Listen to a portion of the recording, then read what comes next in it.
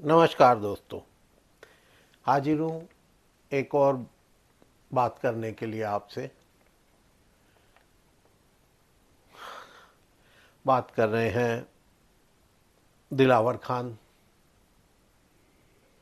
साहब की, जिन्हें सब लोग धर्मेंद्र के नाम से जानते हैं। दिलावर खान की बात बाद में बताता हूँ, लेकिन किसी की मौत से किसी को क्या फ़ायदा हो सकता है? क्या ये गोदी चैनल वाले, या क्या बोलें इनको, ये अपने फ़ायदे के लिए, अपनी टीआरपी बढ़ाने के लिए कहीं भी कुछ भी, किसको फ़ायदा हुआ, किसका नुकसान हुआ? नुकसान तो बहुत दुनिया का हुआ।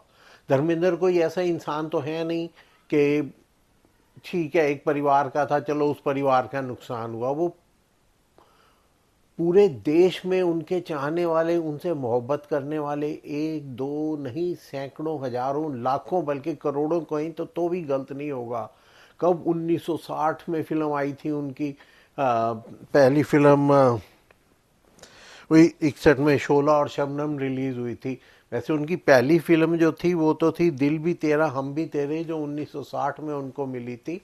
लेकिन जो उनकी पहली फिल्म रिलीज हुई थी वो शोला और शबनम, आज भी मेरी फेवरेट फिल्म है। 1960 में ही मैं पैदा हुआ था, तो मेरी वो आज भी पहली फिल्म है। और मेरी बेटी जब छोटी थी उसको उसी फिल्म का गाना सुना, मेरी लोरी थी उसको सुलाने के लिए, और वो उसी गीत से सोती थी।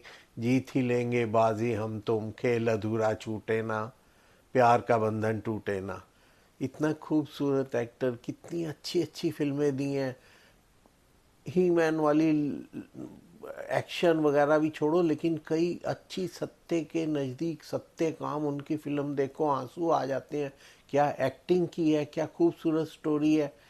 और किसी ने उनको मार दिया ऐसे ही, और उनके उस पर कसीदे, लोग रेस्ट इन पीस, व्हाट्सएप पे मैसेज आ रहे हैं, फेसबुक पे मैसेज। लोगों को क्या है, वो तो जो देखेंगे। अब इतना बड़ा आज तक चैनल कह रहा है, और बाकी तो और कहेंगे ही, फिर तो सब जगह लाइन लग जाती है। और जब अंत में पता चला, कितना दुख हुआ।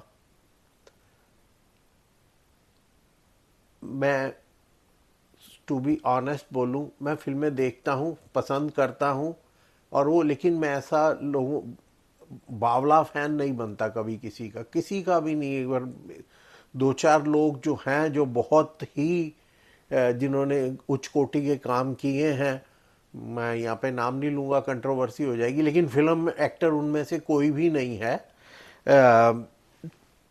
तो उन लेकिन लोगों के दिल में वो राज करते हैं फिल्म एक्टर। लोग उनको अपना समझते हैं। और ऐसे कैसे आपने उनकी रेस्ट इन पीस करा दिया? भगवान उन्हें अभी सेंचुरी तो पूरी करवा दे। और किसी का बुरा नहीं किया उन्होंने। वो पार्लियामेंट के मेंबर बने बीकानेर से, कभी गए ही नहीं पार्लियामेंट में, लेकिन शायद इसलिए कि वो पॉलिटिक्स में रहने के लिए झूठ सच सबका सहारा लेना पड़ता है, और वो नहीं गए। और उन्होंने दोबारा टिकट भी नहीं ली, नहीं तो वो चाहते तो एक बार फिर बन जाते। पैसे आते किसको बुरे लगते हैं, इलेक्शन के नाम पे थोड़ी सी शक्ल दिखा दी और बाद में तुम्हें पेंशन मिलेगी, दूसरी बार बनोगे तो डबल पेंशन मिलेगी। लेकिन किसी का तो फ़ायदा हुआ है ये अफवाह उड़ा के।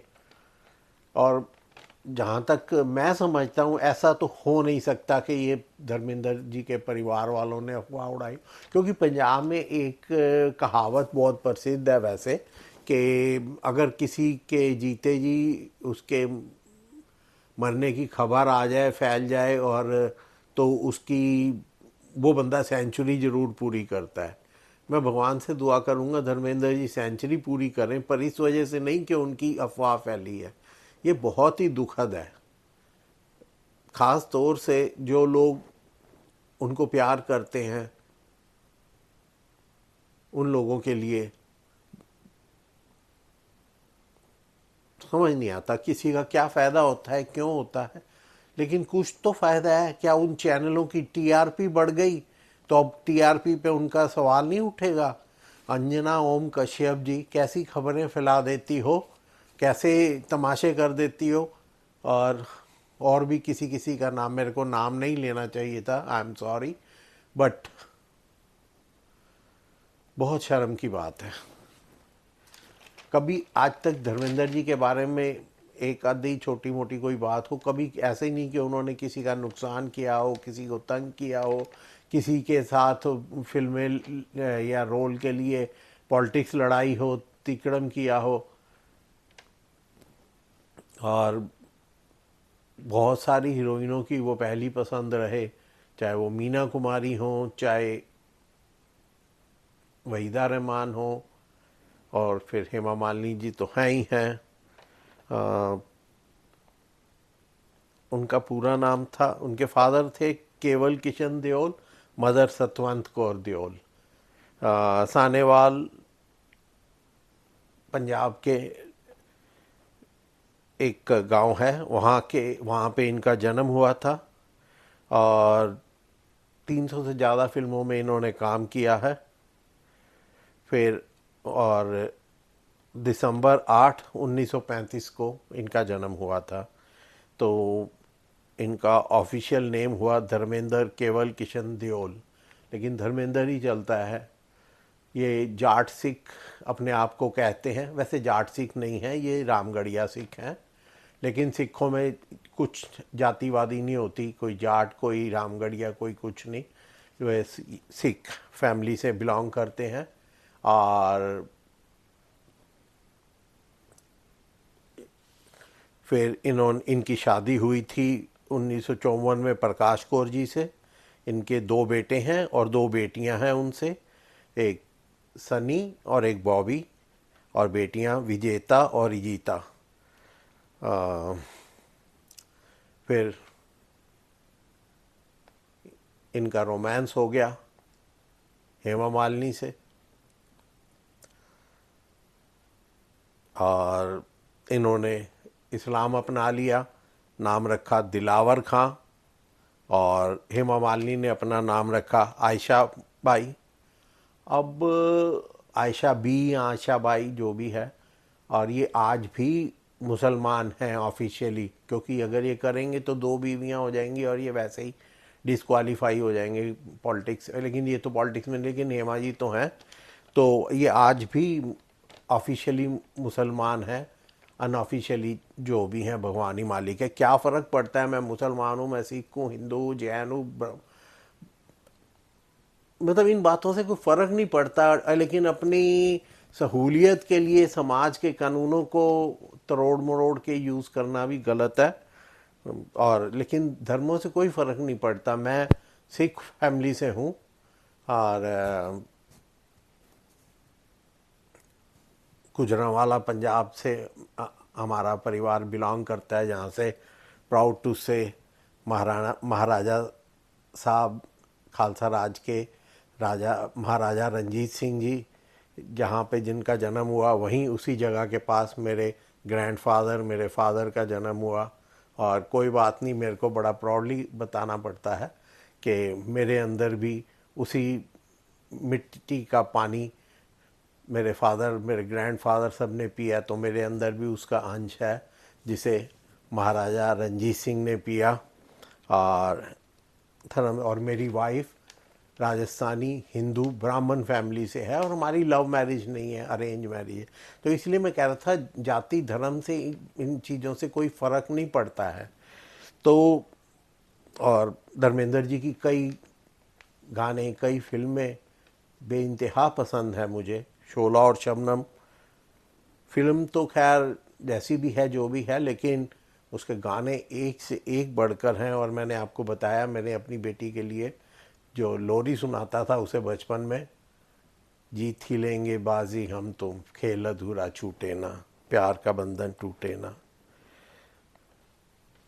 तो किसी को क्या फ़ायदा मिला सिवाय चैनलों की टीआरपी थोड़ी जो डाउन जा रही थी, फिर ऊपर उठ गई, लेकिन वो क्या फिर डाउन नहीं चली जाएगी? ऐसी गलत बातें क्यों आप फैलाते हैं किसी के ऊपर क्या असर होता है, क्या किसी का दिल टूटता है, मैं बता नहीं सकता। कितना दुख होता है कि देश का मीडिया गटर में जा रहा है, ये बिना वेरीफाई किए, बिना जाने कि ये हुआ क्या, क्यों हुआ, कैसे हुआ, और आप इतनी बड़ी बात डिक्लेयर कर देते हो।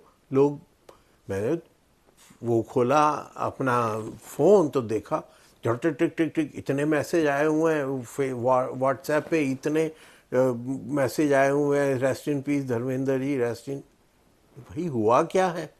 फिर यूट्यूब चलाया तो उसमें भी यही चल रहा था, लेकिन फिर एक चैनल है, अभी नाम नहीं मेरे को याद आ रहा, उन्होंने कहा कि धर्मेंद्र जी घर वापस आ गए। मैंने कहा व्हाट द हेल, यहाँ रेस्ट इन पीस हो रहा है, वो कह रहे हैं घर वापस आ रहे हैं।